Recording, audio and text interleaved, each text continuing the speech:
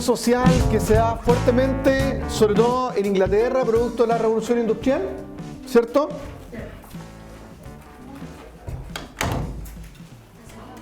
Y que tiene repercusiones también de carácter religiosa, porque el Papa León XIII,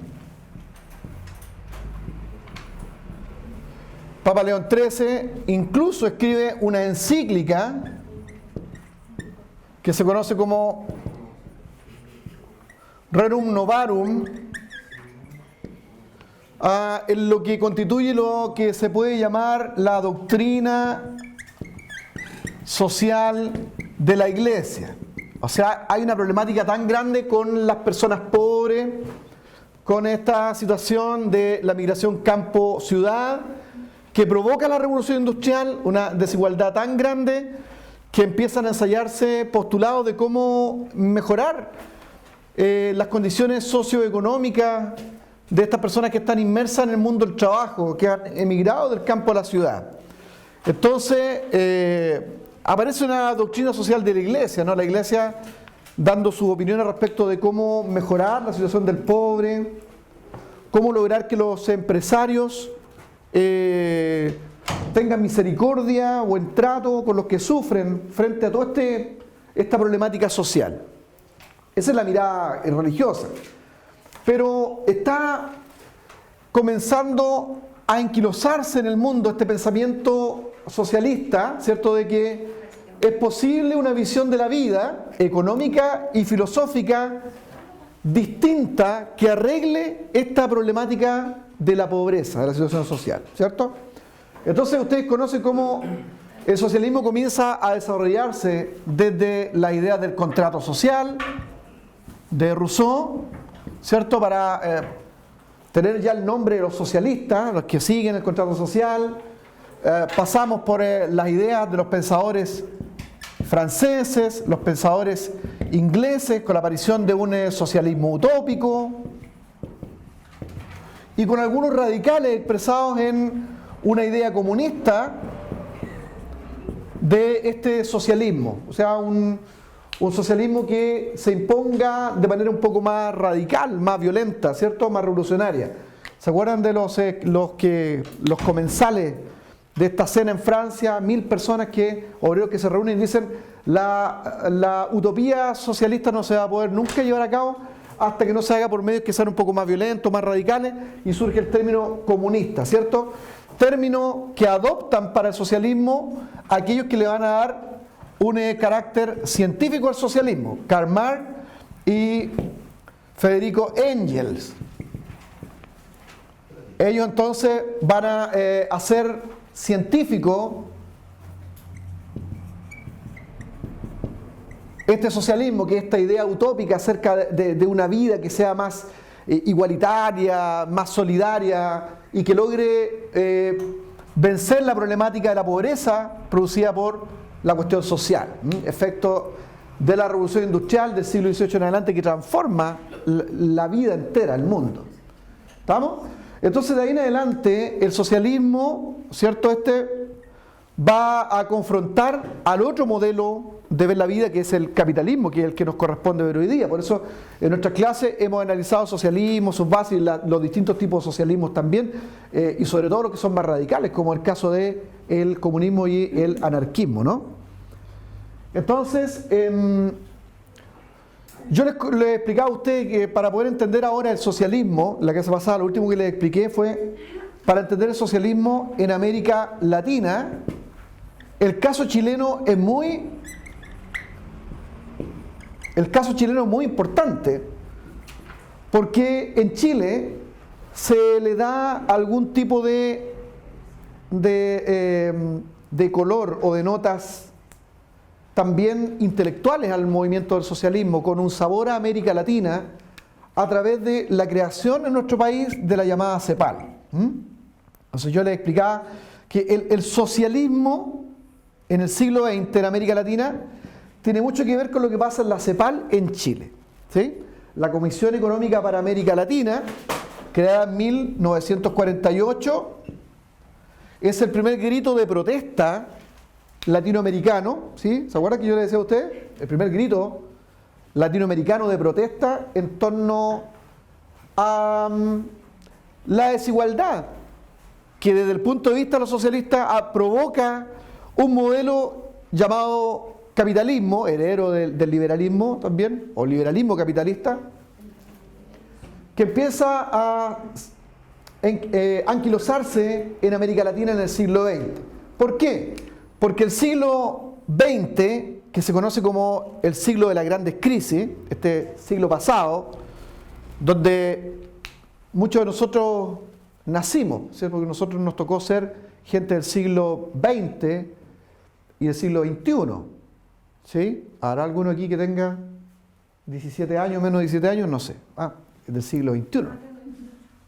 Ya, entonces alcanzó a estar ahí en... Ya, pero la mayoría de nosotros somos del siglo XX, del siglo XXI. Entonces, este siglo, es importante, es conocido como el siglo de las grandes crisis.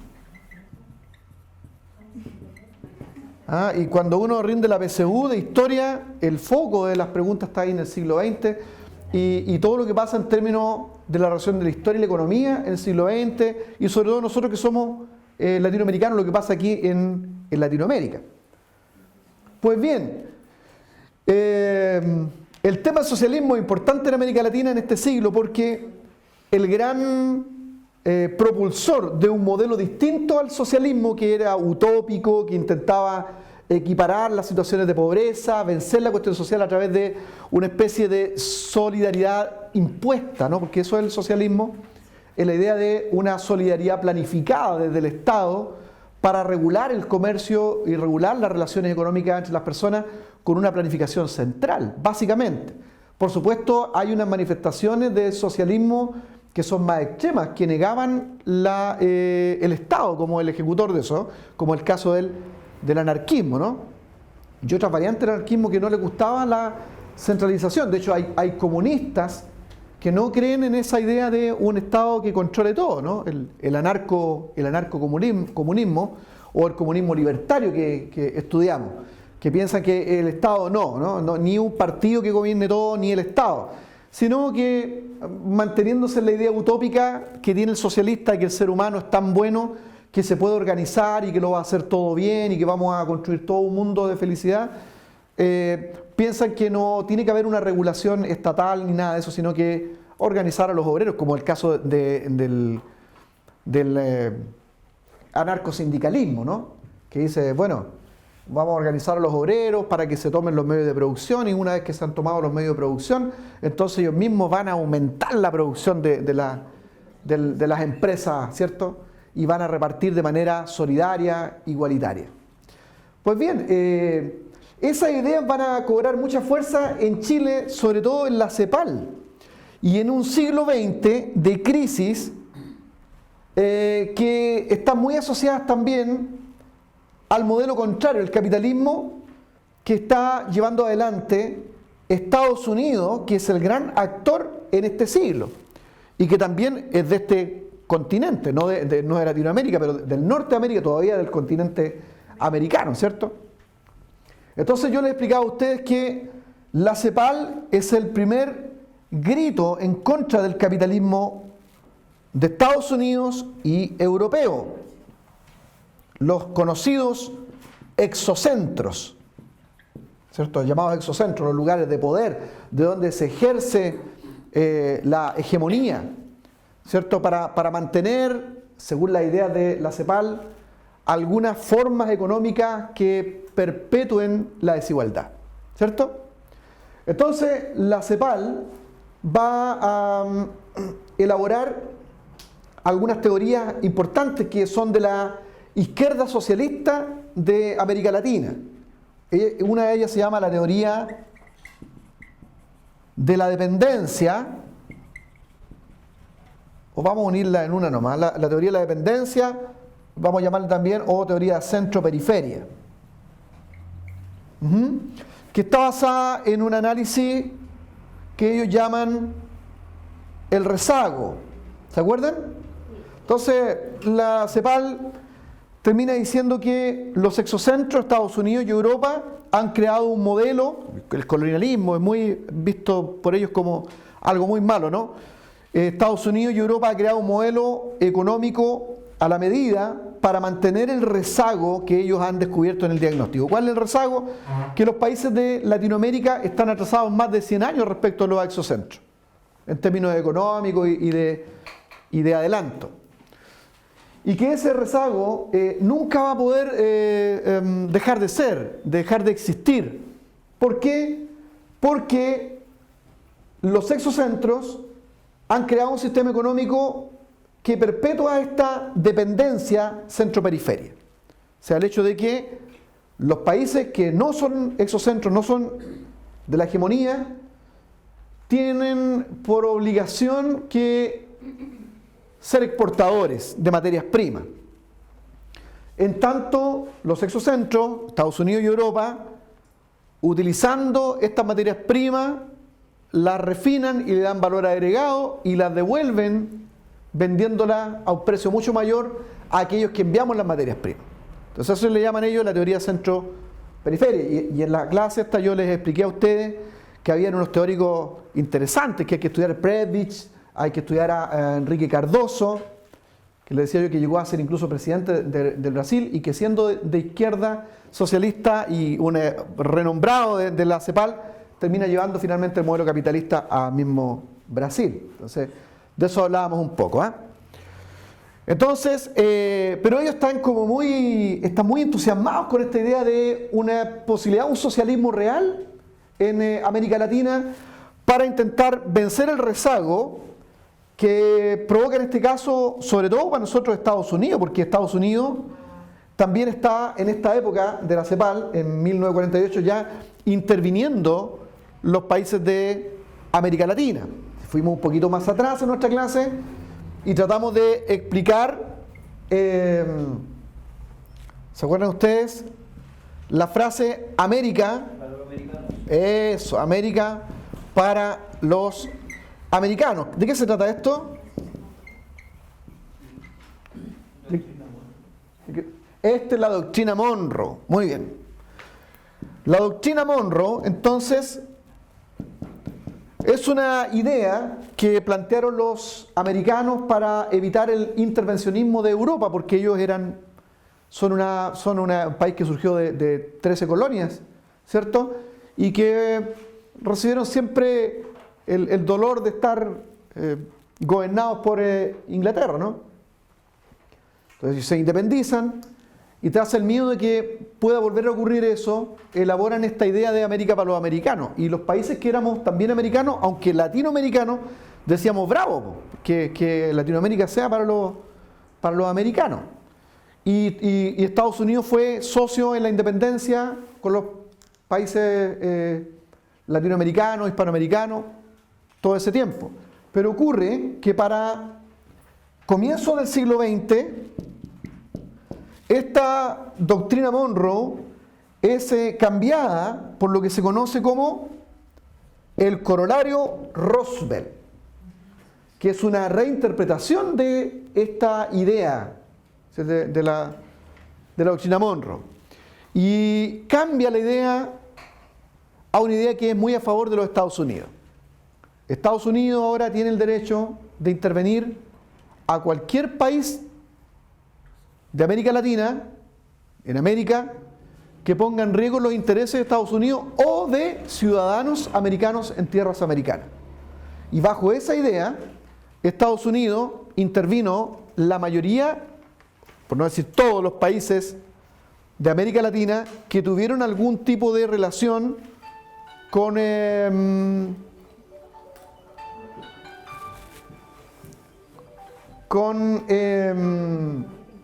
me perdió.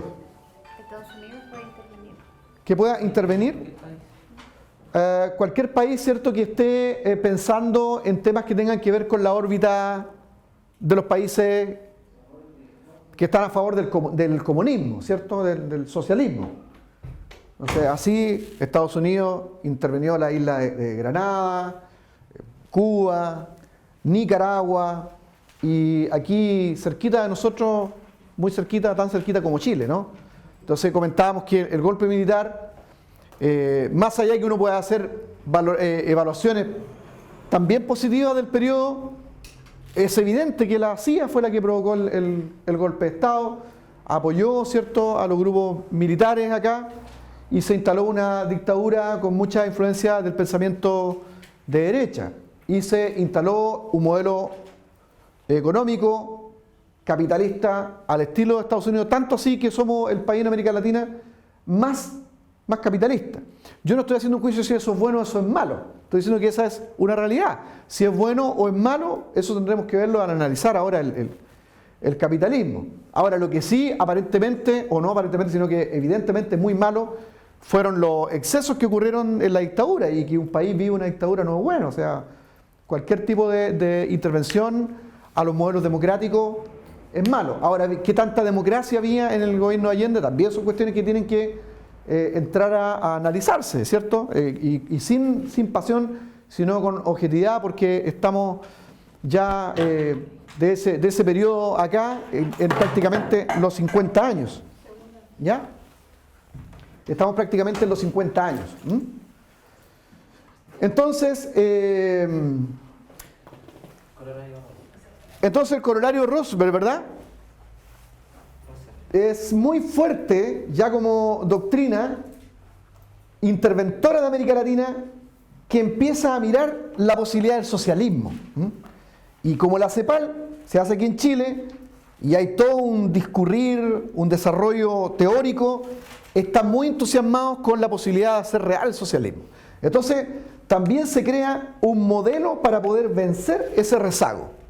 Se crea un modelo de tipo socialista que se va a llamar modelo EASY. ¿Se acuerdan que hablamos de esto? ¿Qué es lo que es el EASY entonces? Es la industrialización por sustitución de importaciones. O sea que hay una especie de proteccionismo muy fuerte en términos económicos.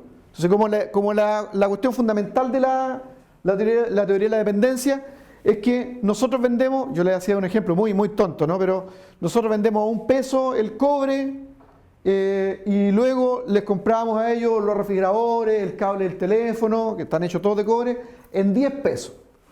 Pero era el cobre de nosotros, que nosotros le habíamos vendido a $1, pero ellos tenían industrias que refinaban y producían todo esto y nos vendían a $10. Entonces, esa es la teoría de la dependencia, centro-periferia. Nosotros dependemos de ellos porque tenemos que, para poder subsistir económicamente, tenemos que venderle materias primas, le vendimos el cobre. Pero al mismo tiempo necesitamos comprarle lo que ellos refinan y se lo compramos 10 veces más caro. ¿Ya? Y ahí también explicábamos en la clase que es una cuestión que tiene coletazos hasta el día de hoy, porque hasta el día de hoy se vende en nuestro país este ron de cobre y se vende como cobre, y ahí, por no tener las refinerías de última generación, ahí va oro, níquel, manganeso, litio, que es tan importante para los celulares, para toda la industria que tiene que ver con la tecnología hoy día, va de todo ahí. Entonces, eso es, en realidad, el análisis de la CEPAL no es malo, es correcto. Pero ellos buscan un modelo, ¿cierto?, para protegerse de eso, que industrialice el país para que no tengan que ocupar las industrias refinadoras de los exocentros, y sustituyen las importaciones. Ya no importan nada más, sino que tenemos un mercado interno. Eso se llama proteccionismo. Ese es el modelo socialista que se iba a aplicar en el gobierno de Salvador Allende. Y por supuesto, para que eso funcione, tenía que haber también una expropiación de los bienes de producción, que es la cuestión básica que opera en una sociedad de carácter socialista.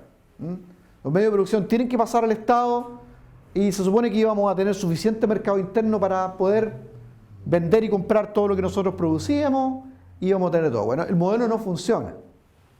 El modelo nunca funcionó, y hoy día los socialistas, que son más cuerdos, más inteligentes, saben que no funciona, y así sucedió con el gobierno de la concertación, los gobiernos de la concertación, que vivieron un socialismo que intentaba mejorar las relaciones de la repartición, de crear una especie de protección de los trabajadores, la salud, y muchas cosas que ustedes ven hoy día que son buenas en nuestro país tienen que ver con lo que hizo la concertación, que era ¿te acuerdas? Un socialismo que hablamos nosotros de la política de los acuerdos, de la época de Lagos, donde había una izquierda que conversaba con la derecha y se ponían de acuerdo.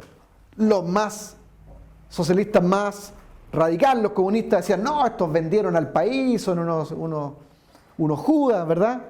Pero en realidad los adelantos que hay ahora se deben, bien o mal, a lo que pasó en ese tipo de socialismo que no era un socialismo afiebrado.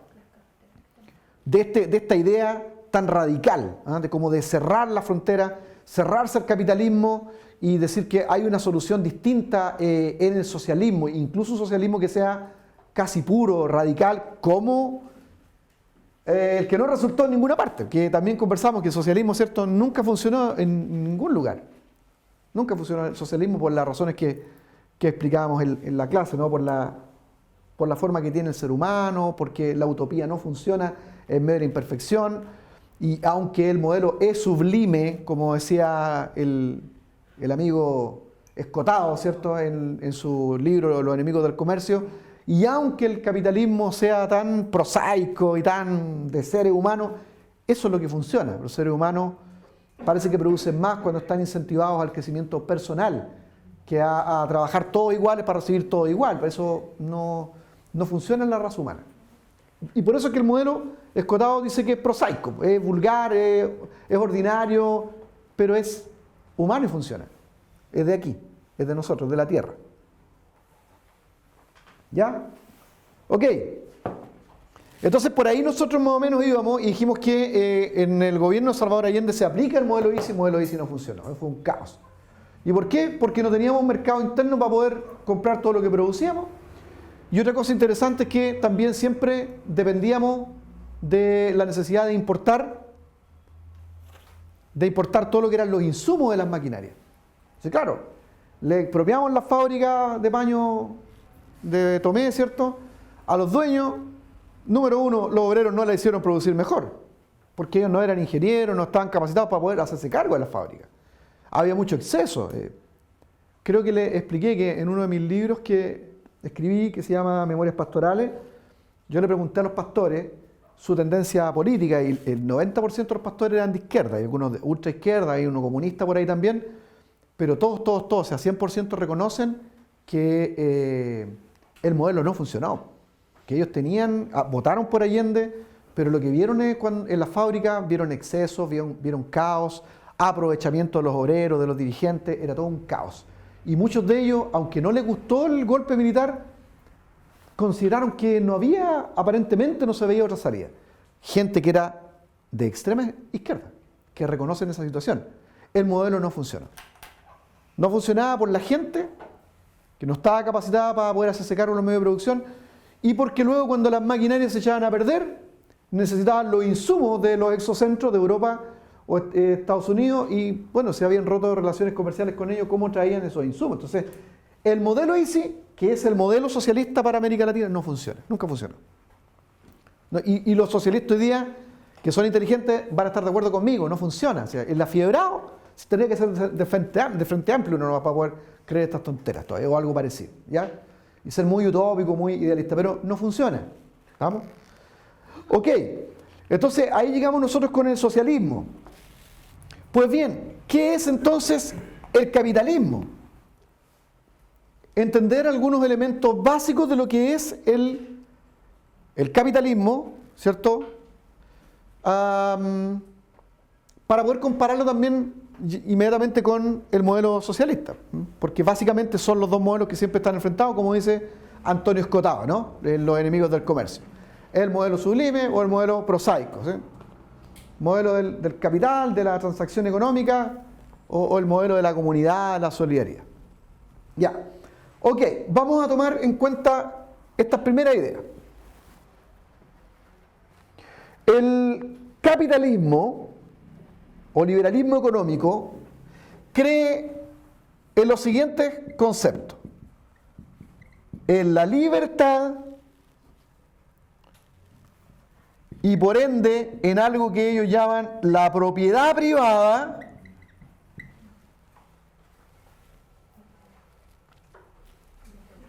como esencial para poder desarrollar la vida social y económica. ¿Ya? Ellos creen que el ser humano es libre. De hecho, el capitalista cree que el ser humano realmente es libre. es libre por lo menos en su interior, en su mente. Porque uno en la mente puede pensar lo que uno quiera. ¿Quién le impide a usted pensar lo que usted quiera en el mundo que usted quiere imaginarse? Nadie sabe. Dios me va a decir usted. Sí, para el religioso eso es cierto.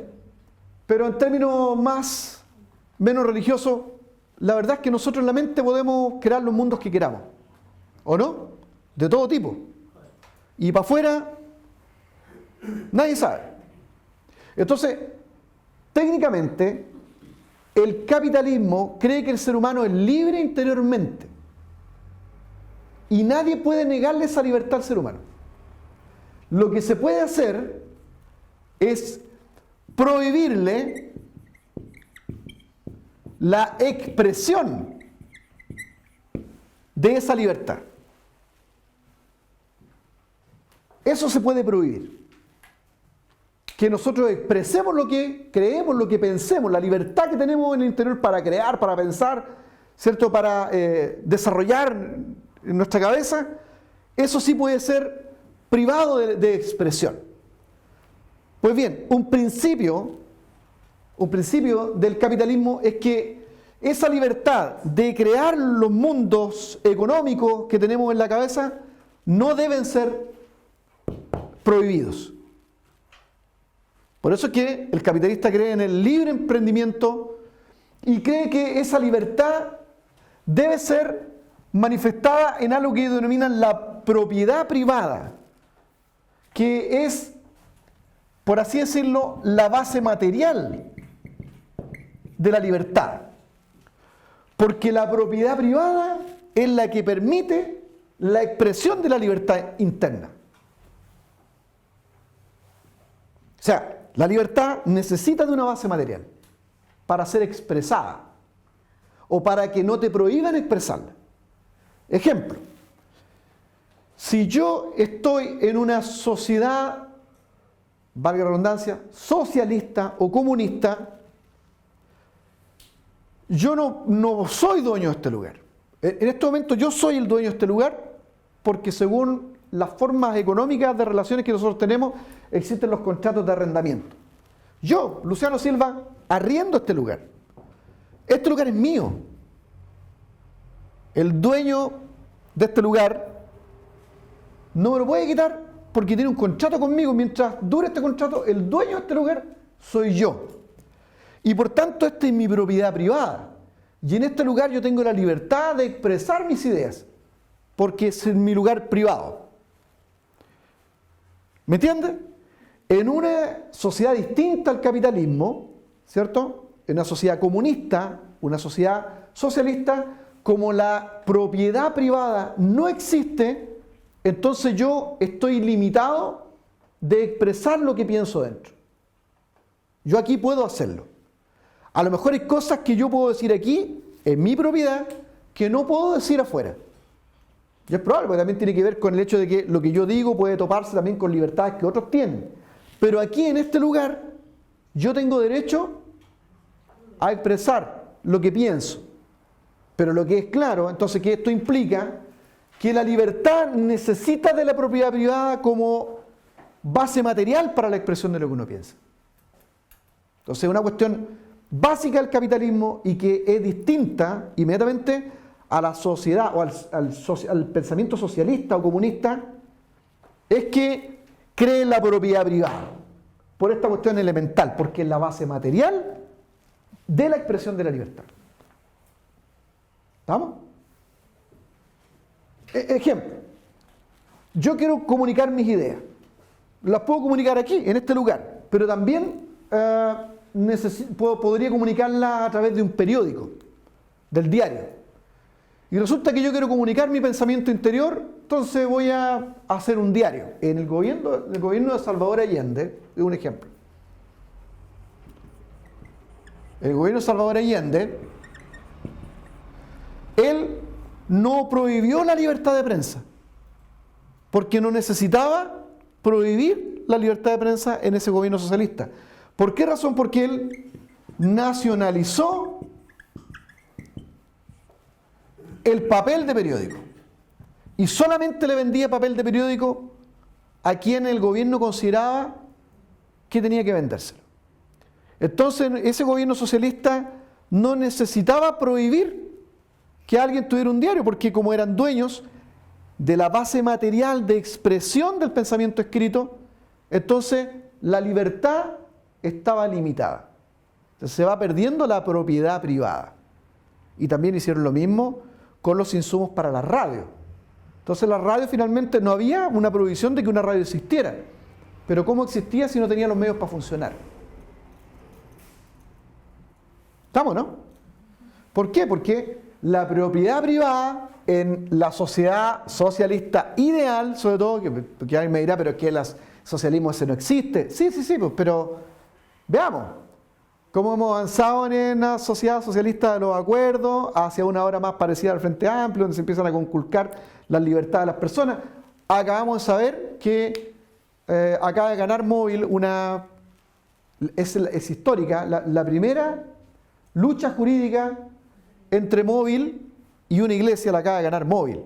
Entonces ahora la catedral evangélica va a tener que pagar 5 millones de pesos porque uno de sus pastores habló en contra de Móvil o interpretó alguna de las leyes que está promoviendo Móvil como probablemente abriendo la puerta a la pedofilia.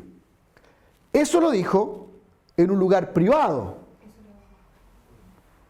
pero con la legislación de hoy, no del año pasado, del año antepasado, ni mucho menos del gobierno de Lagos, que era un gobierno socialista de política de acuerdo, sino un socialismo distinto, o que influye incluso en un gobierno de derecha, logra ganar una causa como esta. O sea que yo soy pastor, de tener mucho cuidado lo que digo en mi iglesia, de aquí para adelante. Porque me pueden meter preso o ganarme una demanda si doy hago una expresión, una interpretación de algo que les pueda parecer malo, que dañe la honra de Móvil o de ellos. Sí, absolutamente. ¿Por qué? Porque ya ganaron una y eso se conoce como jurisprudencia. Sentaron un precedente. Entonces, todos los casos ahora los van a ganar porque van a apelar al hecho de que ya se ganó un caso así. O sea, este caso, Móvil sabe que es el caso. Y es un tipo de forma de vencer. Empieza a ver que se empieza a vencer de a poco la propiedad privada.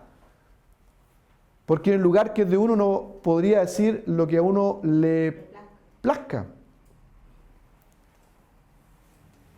Y de hecho, sobre todo cuando en este tipo de sociedades la balanza no es igual, porque ellos se han dado el lujo de decir lo que ellos quieren.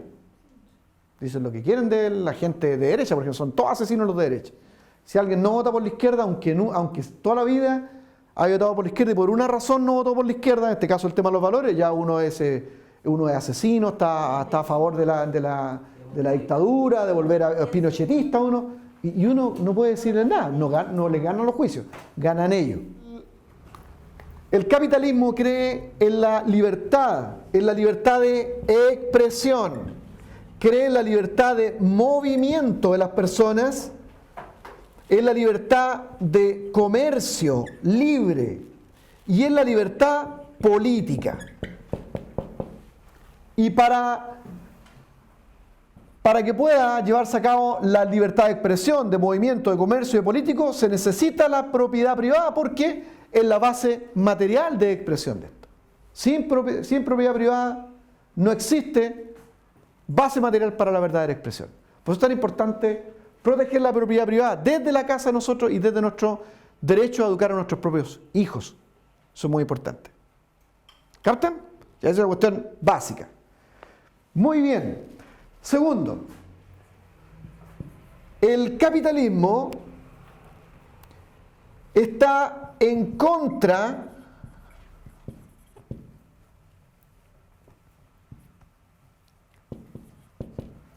de la explotación. Uno podría reírse aquí. Esto es lo que dicen los capitalistas. Con lo de arriba yo estoy muy de acuerdo, con esto veremos ahora. El capitalismo dice que está en contra de la explotación. Oye, ¿qué dice ahí? ¿Libre expresión? Expresión, movimiento, comercio y política. Ya, el capitalismo dice estar en contra de la explotación. ¿Qué racionalidad está detrás de esta frase de los capitalistas? Ellos dicen que el capitalismo está regido por lo que denominan libre demanda, que rige las transacciones libres entre una y otra persona. Por eso no es explotación. Porque en el negocio dos personas se ponen de acuerdo respecto de lo que uno quiere vender o el otro quiere comprar y el precio que le asignan a ese bien. ¿Sí? Entonces por eso él es en contra de la explotación. Ahora, ¿qué dice el socialista? El socialista dice que no, que la explotación la produce el capitalismo. Al capitalismo no le importa cómo se gasta el dinero. Dice, hay un escritor y conferencista muy bueno que me gusta, se llama Sancho Bastos, el gallego. Y él dice que al socialista no le importa qué es lo que se haga con el dinero. Él tiene un problema con el origen del dinero. Por ejemplo, puede haber una persona que gane mucho dinero y que el 90% de lo que gana lo regala a los pobres, construya plazas, edificios, regale iglesias y que viva con el 10% de lo que él gane. Pero a él no le interesa eso, porque el socialista está metido con el origen del dinero, la producción del dinero. Y si es producido por el libre comercio, ¿cierto? Por este intercambio, ya es un dinero malo, porque considera que las transacciones siempre son malas. Entonces no tiene que haber alguien que gane. ¿Por qué? En el socialismo ideal, la idea es que todos trabajen con sus capacidades y reciban lo mismo. El socialismo puro, ¿no? Que es a donde se supone que hay que ir en la idea teórica del socialismo. El socialismo, como decía Lenin, la primera etapa es abolir las clases, ¿cierto? Y luego abolir las clases se instala la sociedad sin clase, que es lo que denominan ellos comunismo. Pero ahí no hay propiedad privada, ¿cierto? Y por supuesto no hay transacciones libres, que es el origen del mal de todas las cosas. O sea, uno podría ganar toda la plata del mundo y entregarla toda, pero no está bien porque el origen es el tema para el socialista. El capitalista no, el capitalista dice, no, esto es en contra de la explotación. Entonces, aquí el capitalista va a explicar lo siguiente. En un modelo socialista, el trabajador es explotado porque no recibe el fruto de su trabajo. ¿Me entiende? No gana por lo que trabaja. El obrero no gana por lo que trabaja, sino que él trabaja para la causa. Y está destinado a vivir como impone el Estado. Por esa razón es que en un tipo de Estado socialista, la gente no se puede cambiar de fábrica.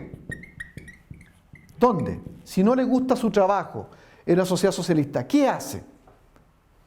¿Qué hace en Cuba si no cumples con el lugar donde se te ha puesto? En un grupo, en un Estado socialista, no te puedes ir del lugar geográfico.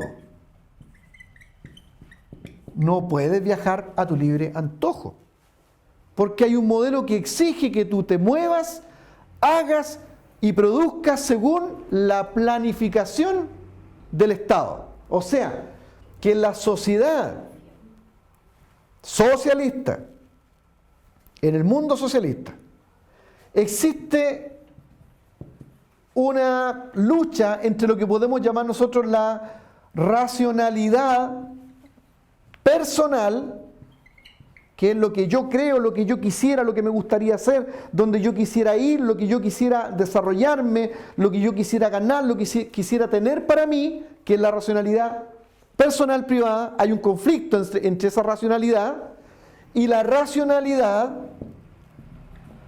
planificada, que es estatal. En la sociedad socialista, la racionalidad planificada del Estado está por encima de la racionalidad personal. Y es por eso que el capitalismo dice que es explotadora y el capitalismo no es explotador. Porque de todas maneras, en la sociedad capitalista, el obrero, por muy pobre que sea, si es inteligente, trabaja, ahorra, le puede ir mejor. El capitalista, o sea, el contrario capitalista, el comunista va a decir, sí, pero es imposible, porque ¿cómo va a pelear contra Angelini? Y evidentemente, o sea, hay unas libertades tan grandes para el emprendimiento personal en las sociedades que son capitalistas y extremadamente capitalistas que la lucha se hace imposible a menos que uno sea un brillante, que salga entre nosotros un Bill Gates, ¿cierto? Que de repente inventa el internet, alguna cuestión y le gana a todos los ricachones del mundo. Pero es posible. En la sociedad comunista es imposible. A lo mejor no vamos a llegar a ser como los Angelini, pero si usted se esforzara, ¿podría ser un empresario y tener mucho dinero en esta sociedad? Sí, absolutamente. En el mundo socialista es imposible. Aquí, como sea, uno podría moverse, irse a otro lugar, dejar el trabajo que uno tiene y buscar otra posibilidad, pero en un mundo socialista no. Por eso es que un principio del capitalismo, de lo que dicen ellos, es que el capitalismo no es explotador y que el socialismo sí es explotador, porque el obrero no recibe el fruto de lo que él hace. Y es por eso que en el socialismo ideal, utópico, da lo mismo si tú eres médico o si tú eres un obrero de la construcción. Para ellos dicen que es igual. Pero uno ha estudiado un montón de años y el otro no. No es que los dos trabajos uno sea desmerecido, pero uno se ha demorado en estudiar 8, 10 años y el otro no. Usa sus capacidades, se ha especializado en las manos, está bien eso, pero no ha dado el mismo esfuerzo. Entonces, el capitalismo no es explotador, según los capitalistas, porque el capitalismo le da a la persona el fruto del esfuerzo de su trabajo. En cambio, en el régimen socialista, lo que intenta hacer es darle a todos igual. O sea, es lo mismo. Ahí decía Antonio Escotado que la verdad de los seres humanos, que es prosaica y horrible, pero es así, es que si les damos a todos igual, entonces la producción va a bajar a cero. ¿Por qué? Uno dice esto es absurdo. Pero bueno, yo quiero contarles que hay una etapa de la historia del comunismo entre el año voy a averiguarlo bien, pero entre el año 1918 creo que 1922, que se conoce como el comunismo de guerra,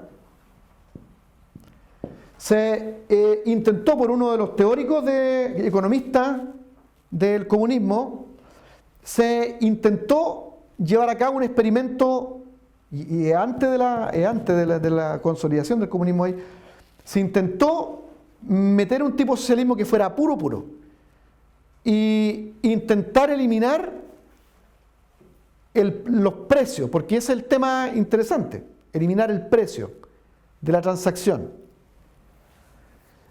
Y la producción bajó en un 99%, o sea, si antes se producía, por ejemplo, 100% de trigo, se llegó a producir el 2% de trigo. Y según las estadísticas y el reconocimiento de los mismos comunistas de la época, reconocieron que el socialismo puro es imposible. La producción baja completamente. Porque cuando todos le dan igual, uno no se esfuerza. Entonces dice, es que son gente mala. Sí, pues sí, eso es el hombre. Eso es ser humano. Entonces otra vez el tema es que el socialismo no funciona. Entonces, ¿por qué? Porque lo que hace es explotar. Va a explotar a unos que sí son muy inteligentes, que les gusta salir adelante, y el que es más flojo se va a quedar ahí nomás porque les dan lo mismo. No es que todos van a hacer, no, el carpintero va a dar lo mejor de su trabajo, porque el cirujano también va a dar lo mejor. Estaba hablando de seres humanos. No funciona. Tanto así que en esa época del comunismo de guerra, tuvo que haber un intervencionismo para meter cierto tipo de mercado, incluso al modelo comunista. Tuvieron que meterle modelo de mercado y ya nunca más se practicó un tipo de economía comunista o socialista porque no funciona. ¿Ya? Entonces, el capitalismo cree en la libertad y en la propiedad privada, está en contra de la explotación en ese sentido. Ahora, que claro, uno podría decir ahí, el comunista va a decir, lo que pasa es que si tú miras, porque esto va a decir, me ha pasado a mí por ahí en algunas discusiones, no, pero lo que pasa es que tú comparas, mira la pobreza que hay en el mundo capitalista, la desigualdad. Entonces, lo que ocurre es que ellos tienen la tendencia de hacer una comparación entre el capitalismo teórico con el socialismo. ¿Cómo decirlo? El capitalismo teórico debe ser contrastado con el socialismo teórico. Y el capitalismo práctico, o sea, todas estas desigualdades, que hay un Angelini y otros que tienen muy poco, es el capitalismo práctico, debe ser contrastado con el socialismo práctico. Y no de esta manera. ¿Qué es lo que hacen en la discusión estos gallos que son utópicos? Entonces, la discusión es que, ¿me entiendes la idea, no? Si tú planteas un tipo de socialismo que es teórico, ese se contrasta con el capitalismo teórico. Y cuando uno contrasta, no, el que funciona, el capitalismo teórico funciona. Teóricamente, el otro no funciona. Y cuando tú comparas el capitalismo práctico, a pesar de los males que hay en el capitalismo práctico, que hay un Angelini, y estamos nosotros que puede haber un sueldo mínimo y un Angelini que tiene montones de tierra, eso comparado con el socialismo práctico o el comunismo práctico, o sea, Venezuela, Cuba, de todas maneras este otro capitalismo práctico es mejor. Entonces, ¿por qué las discusiones se vuelven estancas en la televisión? Porque hacen la comparación cruzada, que yo creo que, pienso yo, que no es una casualidad, o sea, es una forma de debatir. Porque no hay manera de probar de que el comunismo sea mejor o el socialismo sea mejor que el capitalismo en términos teóricos y en términos prácticos. Que no nos guste y que sea prosaico, como decía Escotado, ¿se acuerdan? Él decía claramente, o sea, ganó el capitalismo. Y me gusta, es como una victoria con mal sabor, porque igual no nos gusta el capitalismo, vemos que hay injusticia. Pero dentro de los modelos que hay en la Tierra, esto es lo que funciona. Primero, el capitalista va a decir respecto a este tema, la pobreza, que es el que saca al tiro el socialista.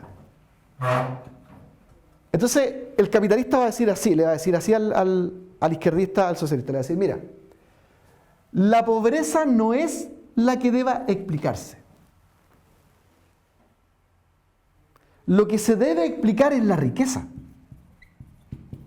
No hay que explicar por qué hay pobreza. Porque la pobreza no es producto del capitalismo. El ser humano ha sido pobre por toda la historia. Los países que hoy día son capitalistas en Europa y que son los países ricos, fueron pobres hasta el siglo XVIII, siglo XIX. Fueron completamente pobres. Países que son capitalistas hoy en Europa sufrían una hambruna cada 20 años. Y esto lo dice este gallo que le decía yo, el gallego, este tipo, Sancho Basto, dice él, decía, mira, en ese tiempo, como no había capitalismo y no había desarrollo tecnológico que produce el capitalismo, las hambrunas producían la muerte de miles de personas porque, si por ejemplo, en España había una hambruna, estaba en Galicia, esto por allá por arriba en España, y en Alemania había comida, no había forma de trasladar los alimentos. Que es una cuestión que nos ha dado el capitalismo. La circulación casi instantánea de los bienes, que son más caros, que uno abusa. Todas esas cuestiones que el capitalista reconoce, que no es un modelo perfecto, pero funciona. ¿Me entiende la idea o no? Entonces, el capitalista va a decir, esta es una falacia del socialista, porque la pobreza no se debe explicar, se debe explicar por qué unos países se hicieron ricos. Porque son capitalistas. Porque usaron el capitalismo. Y el capitalismo básicamente es, ¿qué cosa? Cálculo, ahorro, propiedad privada y libertad de comercio. Eso explica la riqueza. La pobreza no tiene que ser explicada. Los países han sido pobres siempre hasta el siglo XVIII. El mundo era pobre hasta la revolución industrial y el capitalismo. Esa es la primera falacia que echan por tierra. Es que esto ha producido pobreza. Explícame la pobreza que hay, explícame la pobreza. Entonces el capitalista va a decir, la pobreza es falta de emprendimiento, de malas regulaciones económicas, de modelos capitalistas intervenidos. Vamos a hablar de eso en la próxima clase. Porque hay lugares en América Latina donde el capitalismo se está empezando a instalar, pero es un capitalismo muy intervenido. Está arreglado. Pero un capitalismo donde hay regulaciones correctas, ¿cierto? Y incentivos para la producción. Eso. Pero pastor, puede ser que el capitalismo sea un modelo que no es perfecto porque el hombre también es... El hombre no es perfecto. Porque a lo mejor podría funcionar si el ser humano no quisiera enriquecerse siempre y ahí adoptar a lo mejor una forma más, como más socialista, de ser un poco más... Claro, mira, qué interesante lo que dice la compañera, porque compañera de curso. ¿Ya? Es interesante lo que dice Jocelyn, porque ¿sabe por qué es interesante? Porque si tú dices eso, uno podría incluso hacer la tesis de que el socialismo o las ideas socialistas realmente son el cristianismo que el hombre ha rechazado como forma de vida, como una forma de vivir solidariamente. El problema del socialismo es la aplicación de estos valores que son personales, porque la solidaridad no puede ser impuesta, debe ser aprendida, asimilada por un cambio de la persona. Pero cuando tú conviertes la solidaridad en sistema político, es cuando hierras, porque aparece la coerción y la falta de libertad y todas estas cuestiones que son horribles y que pasan en los modelos socialistas. Claro que en el modelo cristiano uno entrega las cosas por voluntad, en cambio el socialismo te expropia todo, te quita. O sea, termina siendo peor, po. Entonces, en cambio el capitalismo, y en parte igual encuentro que se acerca a lo que aparece en la escritura, te invita a esforzarte, porque el Señor siempre te invita a que tú te esfuerces para hacer las cosas, y el socialismo no, te restringe a que tú hagas lo mínimo, y con lo mínimo tú consigues lo necesario. Incluso los cubanos ni siquiera lo necesario consiguen haciendo lo mínimo. Bueno, ustedes empiezan a llegar como a la conclusión al final, porque que va a estar al final del curso, al mirar estos dos elementos, porque si tú miras la Biblia, también la Biblia habla de repartir a todos iguales. Claro, pero porque corazón. Porque tanto eso, el tema de dar lo mejor de uno o repartir lo que uno tiene que ver con las decisiones personales de un cambio y no como modelo económico impuesto. Y esto nos lleva a otra cosa interesante. Es curioso que el modelo capitalista, otra de las cosas interesantes, tal vez el punto número 3 podríamos ponerlo, el punto número 3 como principio es que el modelo capitalista puede ser aplicado en cualquier forma política. El modelo económico capitalista calza en cualquier modelo político. Y esa es una de las grandes paradojas que no quieren entender los izquierdistas. Hoy día, Vietnam, China, que son comunistas, son modelos económicamente capitalistas y les funciona. ¿Se dieron cuenta de eso, no? Eso es un golpe muy fuerte, así que estén muy tontos para no darse cuenta de eso. Entonces eso nos lleva otra vez a la problemática de que la distribución, la igualdad, no es un problema de un modelo económico, es un problema de los seres humanos. Es un problema de la maldad de nosotros. que no se corrige con un modelo económico, sino que se corrige cambiando el corazón del ser humano. Pero en términos de modelo económico que funcione realmente, lo que funciona es el capitalismo. Que por supuesto, si el hombre es malo y no le ha cambiado el corazón, produce también desigualdades. Como produce riqueza, produce desigualdades. El problema es que el socialismo no produce nada bueno, porque obliga al hombre a un código de ética que no le nace, sino le nace. Porque lo están obligando. Le están imponiendo y le están restringiendo otras libertades. El capitalismo también busca la justicia. El capitalismo busca la justicia, darle a cada uno lo que merece. Y uno dice, pero ¿y cómo va a ser justo el capitalismo? Sí, pues porque el trabajo de cierta cantidad de horas valorado en términos económicos, ¿cierto? ¿Sí o no? Y dice, ¿y no, el socialismo sería mejor? No, el socialismo se paga en términos políticos. El pago en el modelo socialista es el pago que asigna el partido político. O por el trabajo político que uno hace. Y sucedió eso, mi mamá se acuerda siempre de la JAP, las tarjetas. Claro, porque ahí decía hay un montón de gente que era peleador y todo, pero que andaba metida en el partido, tenía la posibilidad de llevar la leche y un montón de cosas a la casa, y la gente que no se metía en política tenía que andar haciendo tremendas filas. Entonces, la asignación de los recursos y el pago en un modelo socialista es dado por incentivos políticos. En cambio, en el modelo capitalista es por el trabajo que hace. Que no puede ser perfecto otra vez, porque vuelvo a decir que cuando uno hace la medición tiene que hacer entre el capitalismo teórico y el socialismo teórico.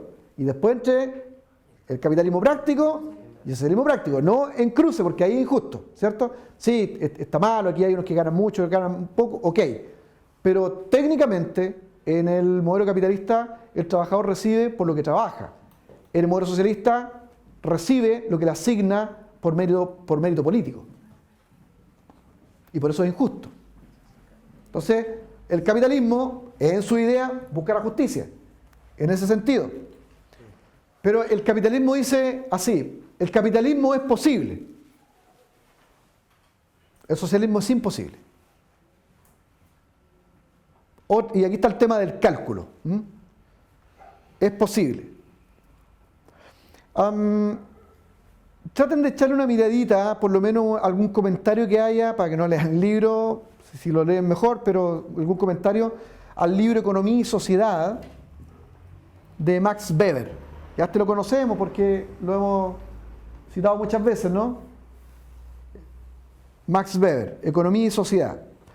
Él con un grupo de sociólogos, estudiosos de la ciencia política, hicieron un estudio para ver si el socialismo era posible instalarlo. No para si era justo, era bueno, malo, no. Sino para ver si era posible una sociedad socialista. Y ellos llegaron a la conclusión de que no puede ser porque no hay sociedad privada, o sea, no hay propiedad privada, que es la cuestión básica. Y cuando no hay propiedad privada, decían ellos en esta investigación, no hay cálculo económico, no hay precio. Cuando no hay propiedad privada, no existen los precios. Y si no existen los precios, no hay cálculo económico. Es más o menos parecido a lo que dijimos antes. Entonces, aquí ellos dan un ejemplo, los estudiosos de este fenómeno. Dicen ellos, mira, dan con este ejemplo. Las personas manejan más o menos entre 8.000 y 15.000 palabras con las que nosotros nos comunicamos. Dependiendo si uno es más culto o menos culto, entre 8.000 y 15.000 palabras, que es lo que uno maneja para poder comunicarse, hablar con los demás y todo eso, poder moverse. Y nosotros no somos conscientes de eso, simplemente la usamos. Pero así también como nosotros manejamos esa cantidad de palabras, manejamos en misma proporción entre unos 8.000 y 15.000 precios. Y no nos damos cuenta. Y desde niños somos adiestrados para saber qué vale más, qué vale menos, si cuesta más ir en un tren, en un avión, en un auto, arrendar un helicóptero. Nosotros manejamos la diferencia. ¿Cuánto vale una casaca? ¿Cuánto vale un zapato? ¿Me entiendes? Y esos elementos permiten el desarrollo de la sociedad. Entonces, y eso es porque hay propiedad privada, porque yo tengo algo que es mío, entonces si es mío, yo lo puedo vender. Y puedo hacer algo mío porque lo puedo comprar. Entonces, cuando hay propiedad privada, existen los precios. Y existiendo precios, hay cálculo de lo que vale más, de lo que vale menos. Entonces aquí ellos colocan un ejemplo, estos investigadores, de cuando se intentó hacer este socialismo, el que le hablaba yo en la época del comunismo de guerra, donde, por ejemplo, el trigo llegó a ser más barato que el pan, porque no había precio. Eso sucedió. Entonces, pero, ¿por qué? Porque el pan lo tiene que tener todo el mundo, el pan, el derecho al pan, entonces el trigo es más barato que el pan. ¿Qué ocurrió? En Polonia, por ejemplo. Los polacos le daban de alimento a los chanchos el pan. Entonces ocurrían cuestiones tan absurdas como esa, porque no hay un sentido de lo que valen las cosas. No hay precio. El pan era más barato que el trigo, eso. El pan más barato que el trigo, perfecto. Entonces que es un absurdo, ¿no? Entonces, bueno, y uno dice, pero ¿y cómo sucedía en la época de la Unión Soviética? ¿Cómo lo hacían en la época de Gorbachev y todo ello para el tema de los precios? ¿Cómo lo hacían con los precios? ¿Saben ustedes cómo hacían con los precios? Ellos simplemente se guiaban por los precios de Estados Unidos. Por lo cual estos investigadores decían que si había un gobierno socialista, necesitaban tener una isla capitalista. Y miraban siempre a Nueva Zelanda como un lugar donde existiera el capitalismo para poder tener un referente de precio, porque si no hay precio, entonces no funciona nada.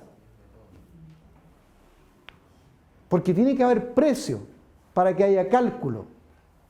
Y eso existe porque existe la propiedad privada, que es el primer elemento que eliminan las comunidades socialistas o el mundo comunista.